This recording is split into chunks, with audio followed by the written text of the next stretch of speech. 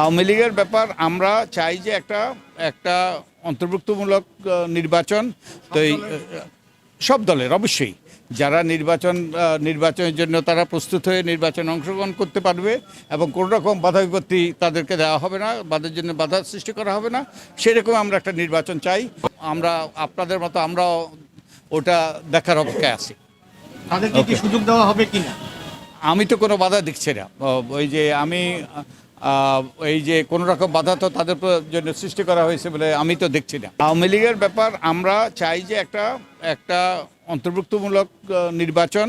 তো সব দলের অবশ্যই যারা নির্বাচনের জন্য তারা প্রস্তুত হয়ে নির্বাচনে অংশগ্রহণ করতে পারবে এবং কোনো রকম বাধা বিপত্তি তাদেরকে দেওয়া হবে না, বাধার জন্য বাধা সৃষ্টি করা হবে না, সেরকম আমরা একটা নির্বাচন চাই এবং আমি আশা করি যে সব দলেই এই নির্বাচনে অংশগ্রহণ করবে।